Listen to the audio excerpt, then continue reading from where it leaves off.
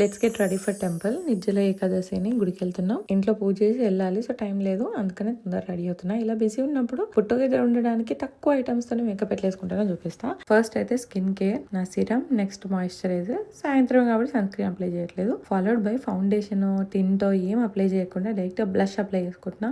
Almost ఒక year నుండి blush value తెలిసింది. బ్లష్ పెట్టుకుంటే ఒక న్యాచురల్ మంచి ఫీల్ వస్తుంది అనమాట.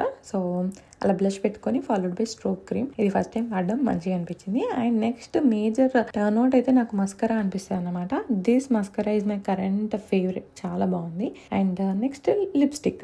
లిప్స్టిక్ ఏదైనా నూడ్ పెట్టుకుందాం అనుకున్నా కానీ రకరకాల ట్రై చేసినా ఏది అంత సెట్ అయినట్టు అనిపించలేదు. తర్వాత నా దగ్గర ఈ పర్పుల్ లిప్స్టిక్ ఉందని గుర్తొచ్చింది. పెట్టుకుంటే మంచిగా ఉంది, లైక్ చాలా లైట్ గా పెట్టుకున్నాను అనమాట. కార్తిక్ చూడగానే భలే ఉంది, భలే పింకిష్ లా ఉంది అని అన్నాడు. సో అది పెట్టుకున్నాను. అండ్ చున్నీ హైలైట్ చేద్దామని మెడలో ఏం పెట్టుకోవద్దని అనుకున్నాను.